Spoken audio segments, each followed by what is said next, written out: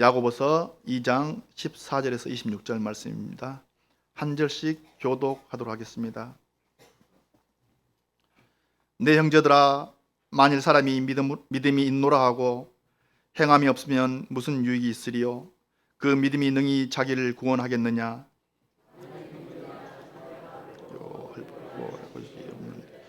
너희 중에 누구든지 그에게 이르되 평안히 가라, 덥게 하라, 배부르게 하라 하며 그 몸에 쓸 것을 주지 아니하면 무슨 유익이 있으리요?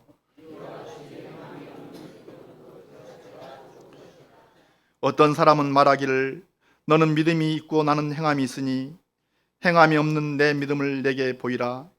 나는 행함으로 내 믿음을 내게 보이리라 하리라.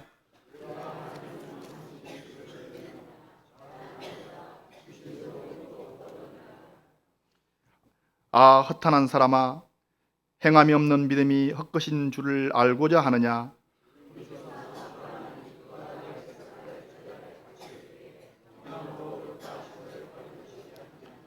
내가 보거니와 믿음이 그에게 행함과 함께 일하고 행함으로 믿음이 온전하게 되었느니라.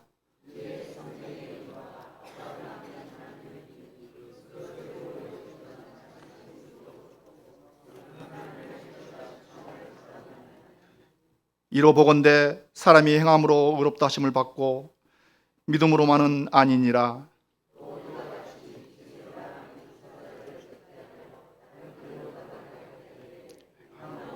하심을 받은 것이 아니냐. 26절 같이 하겠습니다.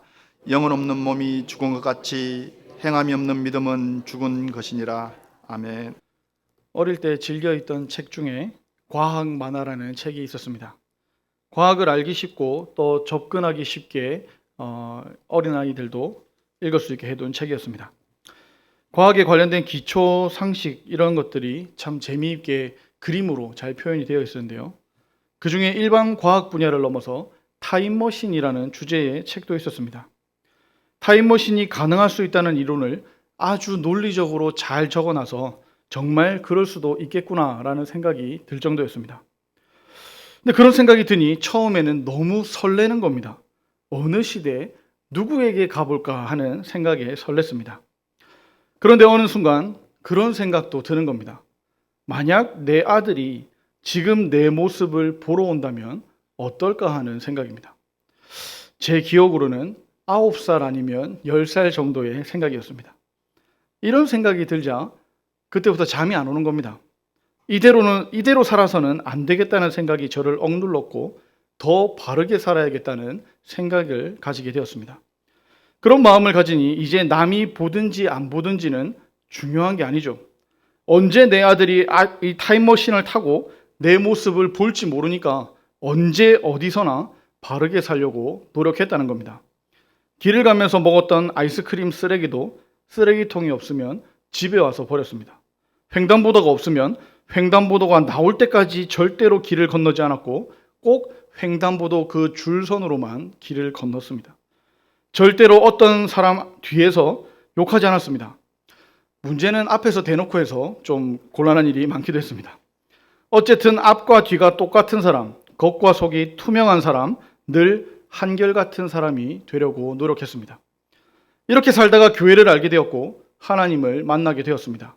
그리고 한 가지 사실을 깨닫게 되었습니다. 내 삶을 타임머신을 타고 온 내 아들이 보는 것이 아니라 하나님께서 내 삶을 지켜보고 계신다는 사실입니다. 이것이 코람데오, 즉 하나님 앞에서라는 신전의식입니다. 모든 행동과 말, 심지어 생각까지도 하나님 앞에서 하는 것으로 알고 믿고 행동하는 겁니다.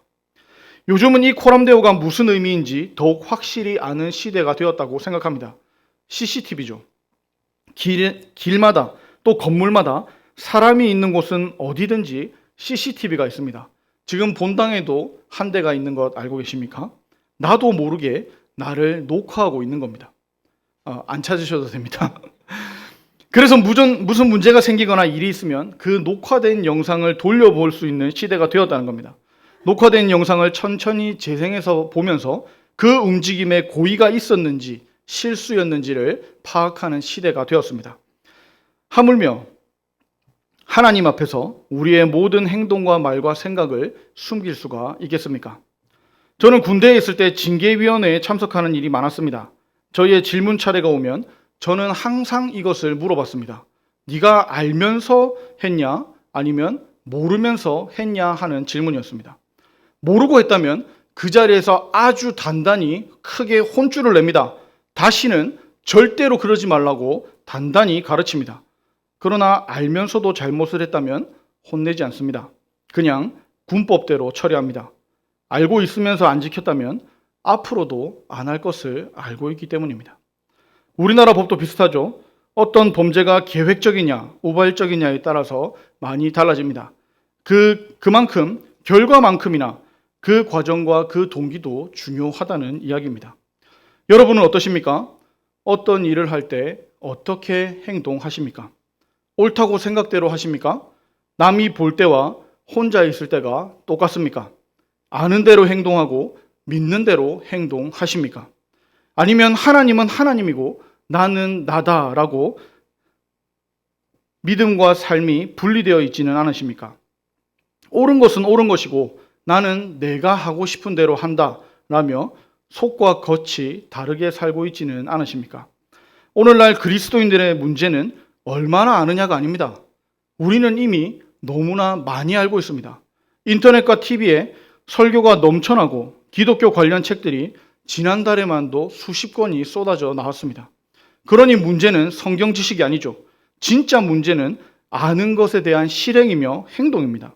다른 사람 앞에서 나는 교회에 다닌다. 즉 나는 하나님의 자녀다. 예수님의 제자다. 그리스도인이다. 라고 말한다면 세상 사람들과 똑같은 모습으로 행동해서는 안 되지 않을까요? 하나님은 우리를 거룩한 백성, 즉 구별되는 세상 사람들과는 뭔가 다른 백성이라고 우리를 불러주셨습니다. 요즘은 어딜 가나 붙어있는 글이 있죠. CCTV 녹화 중이라는 글입니다. 행동을 조심하라는 거죠. 요즘 통화를 하거나 상담을 하면 늘 안내되는 멘트가 있습니다.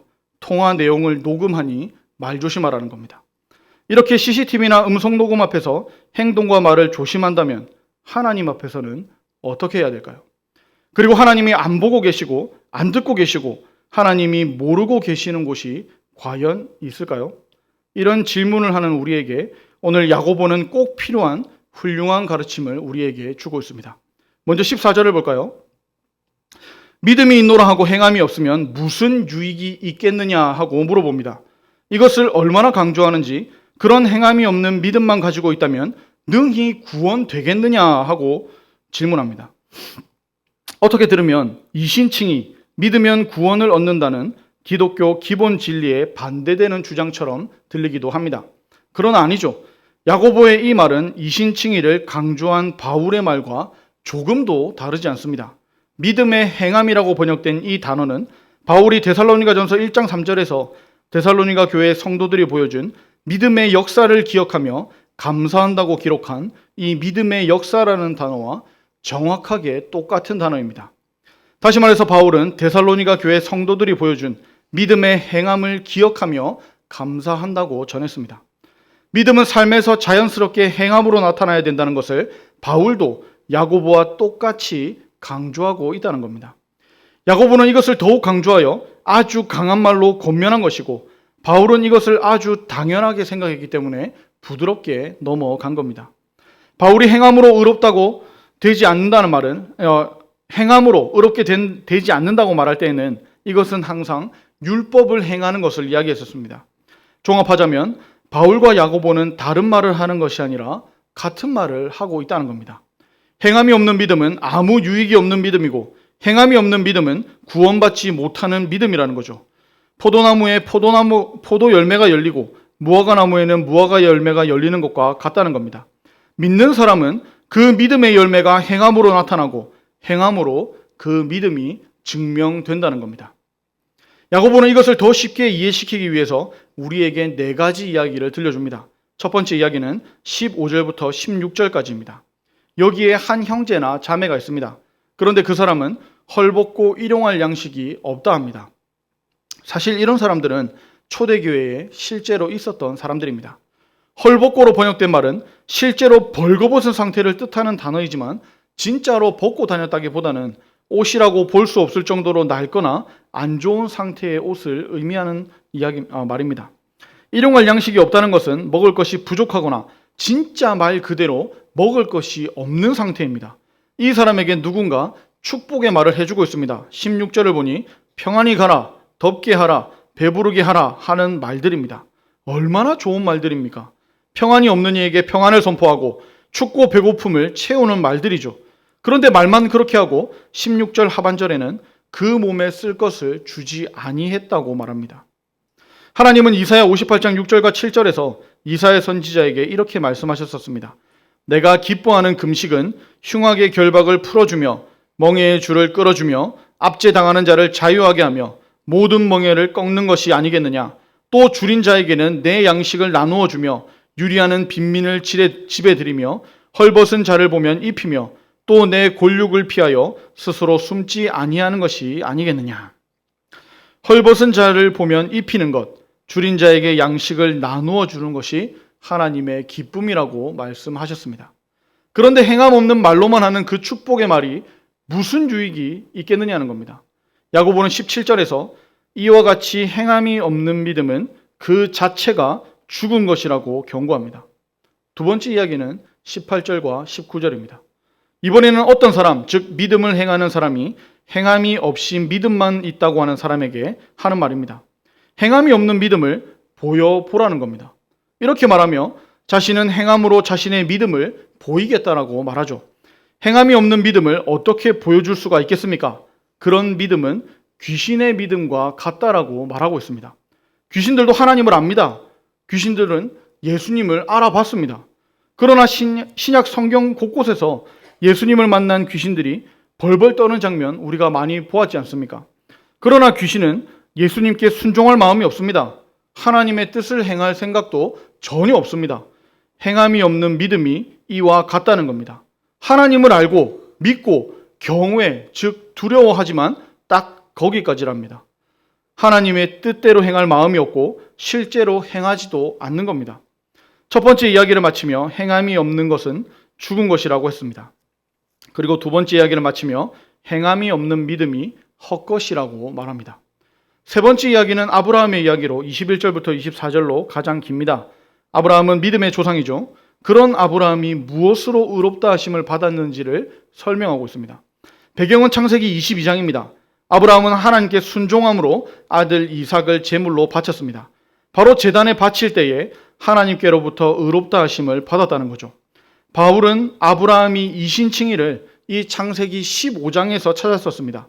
믿음으로 의롭다 하심을 받았다는 거죠. 그런데 야고보는 이 의롭다 하심을 받은 것이 창세기 22장이라고 연결하고 있습니다. 이것을 22절에서는 이렇게 설명합니다. 내가 보거니와 믿음이 그의 행함과 함께 일하고 행함으로 믿음이 온전하게 되었느니라. 믿음이 행함과 함께 일하고 행함으로 믿음이 온전하게 된다는 겁니다. 그러니까 야고보는 믿음과 행함이 분리되지 않는다는 것을 말하고 있는 겁니다. 다시 말하자면 믿음만 중요하다거나 행위만 중요하다는 게 아니라는 겁니다. 믿음과 행함은 둘 다 중요하며 믿음과 행함은 둘이 같이 가야 한다는 겁니다.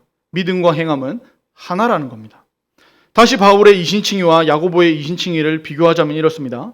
바울은 아브라함이 믿는 그 순간부터 의롭다함을 받았다고 이야기했습니다. 이것은 마치 씨앗과 같습니다. 씨앗은 시작을 의미하죠. 믿음의 시작입니다. 씨앗이 땅에 심기는 순간, 즉 우리가 믿는 그 순간부터 의롭다함을 받는 것이 맞습니다. 하지만 씨앗이 땅에 심어졌다고 해서 끝난 것이 아니듯이 야고보는 그 믿음이라는 씨앗이 자라서 싹을 틔우고 잎이 나고 꽃이 피고 열매를 맺는 것까지를 말하고 있는 겁니다. 믿음이라는 씨앗이 행함이라는 열매를 맺어 누가 봐도 믿음이 열매를 맺었다는 것을 아는 거죠. 창세기 15장과 창세기 22장의 간격처럼 아브라함의 믿음의 시작과 믿음의 성장 그리고 믿음의 결과라는 겁니다. 이삭을 하나님께 드릴 때, 즉 아브라함이 믿음의 행함으로 완전히 드러난 모습입니다. 그러니 바울의 이신칭의와 야고보의 이신칭의는 강조하는 부분이 조금 다를 뿐 다른 이야기가 아니라 완전히 같은 이야기라는 겁니다. 아브라함의 이야기를 마치며 야고보는 다시 강조합니다. 24절입니다. 행함으로 의롭다 하심을 받고 믿음으로만은 아니라는 겁니다. 그러니까 열매를 맺을 시기가 지났는데도 열매 맺지 못하고 꽃도 피우지 못하고 심지어 싹도 틔우지 못한 씨앗은 진짜 믿음이 아니라는 경고의 말씀입니다. 마지막 네 번째 이야기는 25절 한 절의 기생 라합의 이야기입니다. 아브라함은 믿음의 조상이라 했습니다. 그런데 라합의 그 이름 앞에 기생이라는 설명을 합니다. 기생은 창녀, 즉 몸 파는 여자라는 뜻입니다. 그러니 기생과 믿음의 조상이라는 이 신분의 차이는 엄청납니다. 그러나 그런 비천한 신분의 기생일지라도 행함으로 의롭다함을 받았다는 것을 이야기하고 있는 겁니다. 라합이 의롭다 하심을 받았는데 그렇게 된 이유가 무엇이라고 합니까? 사자들, 즉 정탐꾼들을 접대하여 다른 길로 나가게 한 행함이라는 겁니다. 라합은 하나님께서 이스라엘 백성들을 출애굽시키신 이야기를 들었습니다. 그리고 믿었습니다. 물론 여리고 성의 다른 사람들도 다 듣고 믿어서 간담이 녹았습니다. 그러나 라합만 행동했습니다. 그러니 그녀의 믿음은 다른 사람들 같이 헛된 믿음이 아니라 여리고 성이 멸망할 때 구원받는 진짜 믿음이라는 겁니다. 야고보는 네 번째 이야기의 결론이자 모든 이야기의 결론으로 26절에 이렇게 이야기합니다. 영혼 없는 몸이 죽은 것 같이 행함이 없는 믿음은 죽은 것이니라. 여러분은 야고보의 결론을 어떻게 들으시고 어떻게 받아들이십니까? 행함이 없는 믿음은 죽은 믿음이라고 했습니다. 다시 말해서 행함이 없으면 믿음이 아니라는 겁니다. 믿음을 가졌다고 말하는 우리 그리스도인들은 행함으로 세상 사람들과 구별돼야 합니다. 그게 맞습니다. 그리스도인들은 세상 사람들과 달리 손해보면서도 웃고 자기가 피해봐도 양보하고 져주면서도 친절해야 합니다. 저 사람 왜 저래? 라고 했을 때 저 사람 그리스도인이라 그래.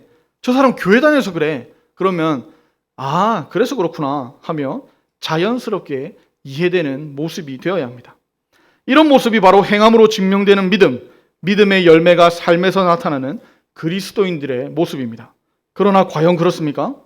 요즘 교회 다니는 것을 자랑스럽게 말하지 못하는 시대가 되었지 않습니까? 어쩌면 교회에 다니고 예수님을 믿는다는 것이 부끄러운 시대가 되었는지도 모르겠습니다. 우리 고신교단을 이끌었던 믿음의 거장들을 한번 살펴볼까요? 그 당시에도 손가락질을 받을 만한 죽은 믿음을 가진 부끄러운 자칭 그리스도인들이 있었습니다. 그러나 우리 믿음의 거장들은 달랐습니다. 그들을 욕하지 않았고 자기가 믿는 대로 행했습니다. 그래서 고신정신이 신앙의 정통과 생활의 순결 아니겠습니까? 바른 신앙을 가졌지만 그것만 가지고 되는 게 아니라는 겁니다. 그 바른 신앙을 기초로 생활에 순결하게 사는 겁니다. 믿음대로 삶을 살아가는 겁니다. 신사참배를 하지 않았습니다. 신사참배한 것에 대해서 진정으로 회개하자, 자숙하자 이야기했습니다. 그래서 결과가 뭐였습니까? 대한예수교 장로회 총회로부터의 축출이었습니다. 쫓겨난 겁니다. 너희만 거룩하냐는 거죠. 너희만 그렇게 잘났느냐는 거였습니다. 그러나 그분들이 자기가 잘나서 그랬겠습니까? 아니죠. 하나님 앞에서 그럴 수가 없었던 거죠. 하나님께서 다 보고 계신데, 하나님께서 다 듣고 계신데 감히 그렇게 살 수가 없었던 겁니다. 하나님을 믿는 그 믿음 그대로 살아야 했기에 그렇게 살 수밖에 없었다는 겁니다. 당장은 망한 것처럼 보였으나 그들은 망하지 않았습니다. 하나님은 그들을 주목하고 계셨기 때문입니다. 하나님은 신앙에 정통하며 생활에 순결하고자 했던 자들을 모으셨습니다. 믿음대로 살고자 했던 그 소수의 몇 사람에게 하나님의 거룩한 백성들, 구별되는 백성들, 세상 사람들과 완전히 다른 모습으로 살고자 작정했던 사람들을 붙여주셨습니다.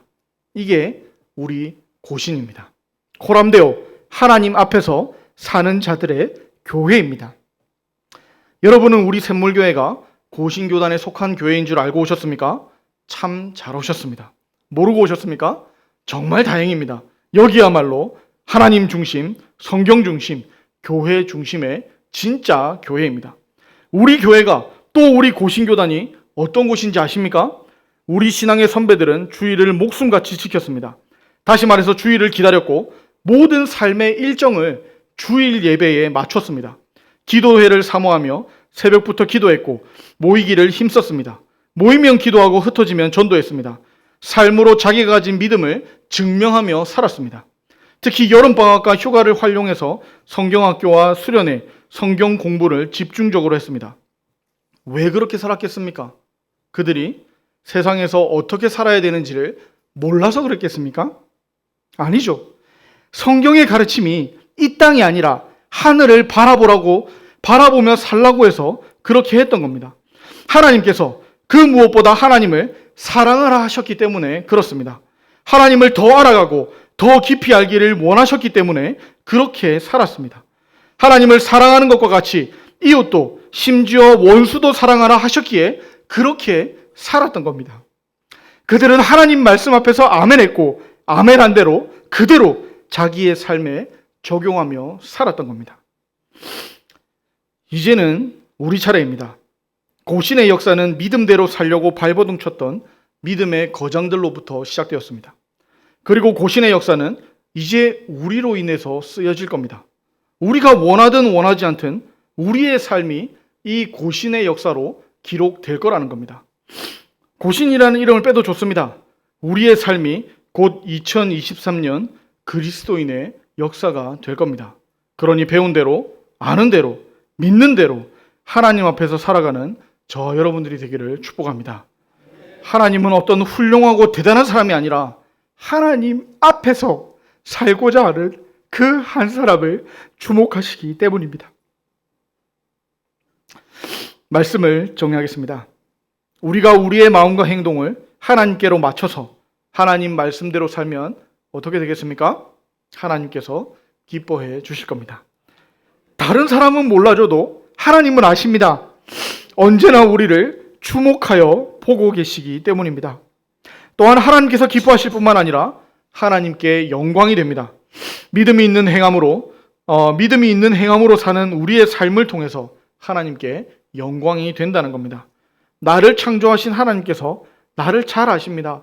너무나 잘 아시죠? 내가 못할 거라는 거, 내가 하려는 마음이 있어도 시도하더라도 못 해낼 거라는 것 너무나 잘 아십니다. 그런데도 합니다. 내가 하나님 말씀 배운 대로, 하나님 말씀을 아는 대로, 하나님 말씀을 믿는 대로 그렇게 행합니다. 첫 발을 떼는 것도 박수 받을 만한 일인데 한 걸음 한 걸음 비틀거리면서라도 갑니다. 넘어지더라도 다시 일어서고 또 넘어지더라도 기어서라도 갑니다. 그러다가 나중엔 똑바로 걷다가 결국엔 끝까지 뛰어서 완주하게 될 겁니다. 그러면 하나님께서 기뻐하시는 것을 넘어서 말로 표현할 수 없는 영광으로 우리를 감싸주실 겁니다. 우리의 믿음이 있는 행함으로 하나님께서 영광 받으시고 그 영광의 빛을 우리에게 비추어 주실 겁니다. 이게 세상 사람들과 뭔가 다른 구별된 거룩한 그리스도인, 바로 우리 그리스도인들의 모습입니다. 이번 한 주간도 행함이 없는 믿음으로 세상 사람들과 똑같이 살지 마시고 믿음이 있는 행함으로 하나님께 영광의 삶을 올려드리는 저와 여러분들이 되기를 축복합니다. 우리 말씀을 기억하며 함께 기도하도록 하겠습니다. 먼저 기도하실 때 바른 믿음을 주옵소서 기도합시다. 말씀을 더 가까이 하게 하시고 예배를 사모하게 하시고 기도에 힘쓰게 하셔서 반석과 같은 믿음 위에 서게 하옵소서 기도합시다. 그리고 그 바른 믿음 위에 바른 신앙생활을 하게 하소서 기도합시다. 세상에서 바른 신앙생활하기가 정말 어렵습니다. 웬만한 믿음으로는 안 됩니다. 바람이 불고 파도가 치는 바다 한가운데서 예수님만 바라봐야 할 정도로 쉽지 않습니다. 그러나 그 큰 믿음 나에게 허락하셔서 내가 이 땅에서 바른 신앙생활을 하게 하소서, 이런 제목으로 주여 한번 부르고 기도하도록 하겠습니다. 주여. 아버지 하나님 감사합니다. 아버지, 우리를 붙잡아 주시옵소서. 우리를 믿음 가운데 붙잡아 주시고 우리를 믿음으로 바로 세워 주시옵소서. 아버지 함께하여 주시기를 간절히 원합니다. 아버지, 우리에게 힘이 없고 능력이 없음을 주님 잘 아시지 않습니까? 우리에게 힘을 더하여 주셔서 이 믿음대로 살아갈 수 있는 힘을 더하여 주시옵소서. 어떠한 상황이 오더라도 하나님 바라보고 하나님 보며 나아갈 수 있도록 도와주시옵소서. 아버지, 우리는 또 실패하고 또 넘어질 겁니다. 하지만 아버지, 다시 한번 말씀 붙들고 하나님 바라보면서 일어나게 하여 주시고 못 일어나면 기어서라도 가게 하여 주시옵소서. 아버지, 바른 방향으로 하나님께로 나아가는 저희들 될 수 있도록 이번 한 주간도 우리를 강하게 붙잡아 주시옵소서.